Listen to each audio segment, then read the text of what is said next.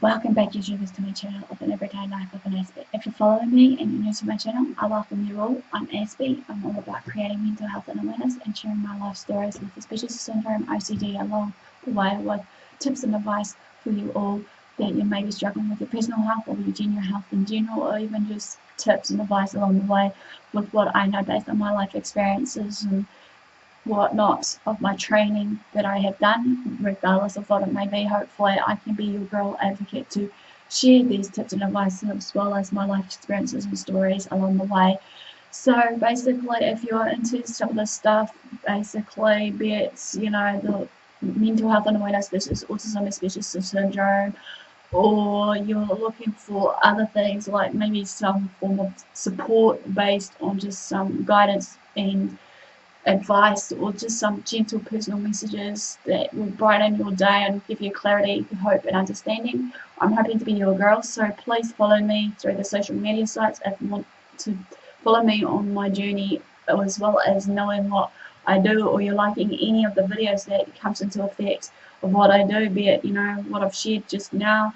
Hopefully some will be fun along the way for you all, for your entertainment and enjoyment. So smash the like button and subscribe if you feel the must to be part of my YouTube family, as well as turning on those notification bells so you know what it's like.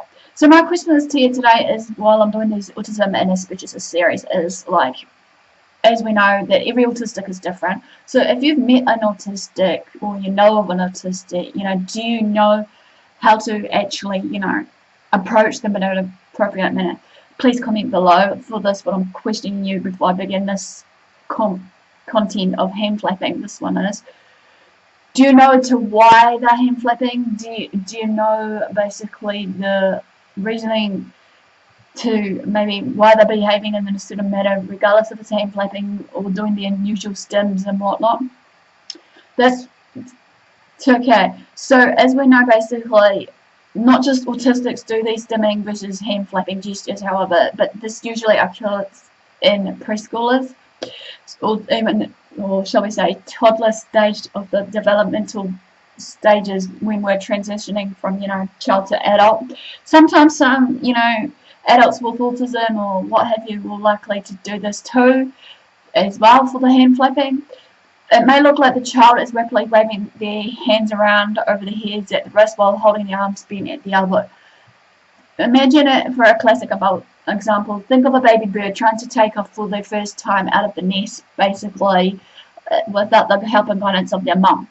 Hand flapping is usually seen when the child is in a heightened state, or shall we say a heightened emotional state, however, such as excitement or anxiousness, or even sometimes when they're previously upset around their surroundings, that will cause them to act in this form of manner that will then lead to their meltdowns and sensory overloads. It's a classic sign of that a sensory overload or a meltdown is coming on. So we need to know the warning signs, or just the signs in general, to leading up to the point of where they're going to be headed for if they are going through that meltdown or sensory overload state. So I have actually shared some of these with you of the meltdowns and what to do with meltdowns and sensory overloads, I think. So I'll link it somewhere in either the description or putting it in the cards for you to follow through to what I'm saying, so that you can get a better understanding as parents or teachers or whoever that does actually. To me, especially from what I see or have heard as well, is that people should be able to know the signs and symptoms of basically anything in general, be it like if you're working with someone with a mental health disorder or someone that has a learning disability or whatever sort of thing. So it makes an easier transition for the child to get into, you know, their teenage to adult years, regardless of what it may be, hearsay. As many parents will be often concerned about when they see their child hand flapping about, they may think it's an embarrassment, they may think basically they shouldn't be doing it at all, sort of thing. I've seen this in many cases before with kids hand flapping, especially, you know, autistic kids or just kids in general that have specialized needs. Some may just do it in a way of maybe a form of communication, as well as hence what I've just shared about basically leading to that sensory overload / meltdown stage of theirs. But this is just one of the many signs that you can see in autism, in child with autism, I should say. Basically, because at the end of the day, child do other forms of, stimming, be it, rocking back and forth. Some may head bang, some may self-harm themselves and whatnot, but it's pays to know what you're up against. Some children will obviously hand flap, but just as a parent or whoever you're working with, or whoever you are, I should say, again, treat with care or caution, because obviously you shouldn't be able to stop them, and just because you are embarrassed seeing them doing this in a public place or whatever, if that is maybe, not a normal place for them, or just an unusual surrounding that is new to them, they'll tend to do this, or what have you. It could, like I said, it could be some other reasonings behind this, but these are the most common reasons behind why children with autism especially do stim or hand flap. Like I said, this can be a self-stimulatory behaviour, which basically obviously will then lead to be seeing children with autism that will include what I've just mentioned as clear examples, rocking back and forth or spinning themselves around or whatever.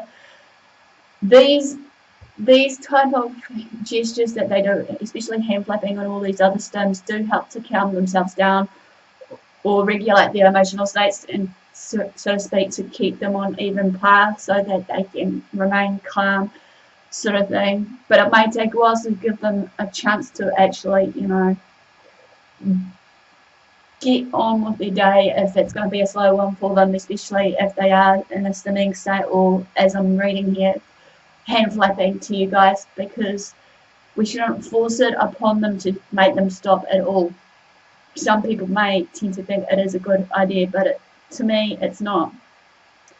I know as some parents and teachers and caregivers and whoever else that may work with people with special needs, basically, may find it very hard to distract the child that is either autistic or not, away from their self-stimulatory behaviours. Hence why, like I said before, I've brought some, videos out for you guys how to handle with care. And like I said, I'll link it to this video if you would like to see more, as well as sharing them with your friends and family, because this is really important here.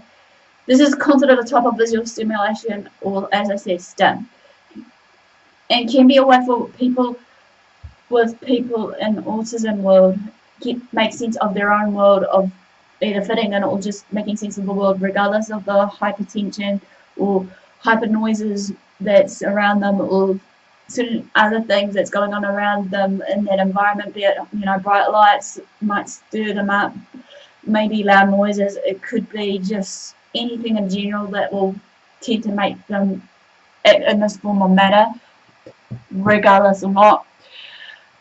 I know as a parent or caregiver, sometimes you may find this behaviour worrisome or other mixed feelings and emotions in amongst it, but don't fret, even if it is difficult to understand. Basically, I'm here to tell you that I'm here to try and give you some pointers and advice in a way, hopefully, that you can take on board, so that you don't make a mistake of actually upsetting the poor child, especially in public places, However, like with rocking back and forth that you may see your child doing, it may serve as an important function for that individual on that autism spectrum, sort of thing. You may be wondering what hand flapping looks like, right? If you haven't seen a child that hand flaps, basically, this is one of the first signs, though, however, that is something is different about the child when a child hand flaps. At first this behaviour may seem quirky and cute, but as time rolls on, when they transit from a young child to a teenager or adult, basically, it's quite common for the child to be known as I said, as the clear example earlier of a little baby bird, flying out of the nest for the very first time, basically. However, as your child grows and develops into, young teen and adult, it can be apparent that the flapping behaviour isn't going away. To bear in mind, sometimes it might stay there for life, sometimes it may not. Some kids may grow out of it. Sometimes we need to bear in mind, though, regardless of the hand flapping, I feel that basically, there's a natural response, as said before. But like I said, every autistic child is different, regardless if they're on the spectrum or not, or what have you. But we just need to make sense of to why they're doing it in the first place, and hopefully not to be too hard on the kid. This is when many parents, caregivers, and the like will be concerned. There are distinctive styles to this kind of flapping that I'm introducing to you all of this hand flapping. If your child is prone to this behaviour, you may notice some of the following. So, have you noticed that they clench their hands, in a tight fist action, basically, as I'm illustrating now? Do they quickly flapping motion of the hands, usually bending from the wrist? Another clear example I'm showing. Does the hands usually, but not always, held high enough for the child to see in their field of vision of where they are in their surroundings? Some flapping may be accompanied by a bouncing step, spinning, hopping, or kicking of the legs, basically, as well as the flapping. Sometimes some of the kids may have a high pitch or repetitive noise or phrase accompanying with that flapping. So this can come hand in hand with maybe also for flapping gestures will be, people on the Tourette's syndrome, you see them ticking sort of thing, which basically it's quite common that will happen. Flapping then continues from a few seconds to several minutes. And then, have you noticed also while the kids flap, their lack of eye contact or meaningful interaction while they're doing this flapping motion? Okay, another one is repetitive behaviours in autism. Officially, hand flapping is a type of stereotyping, which basically refers to any repetitive motion without any obvious reasoning to why it's occurring. According to the journal Development Medicine and Child Neurology in 2008 study that I've researched, this type of behaviour is significantly more common in preschool children on the autism spectrum than in those with other disorders. Here's a classic example, as I just shared, Tourette's maybe.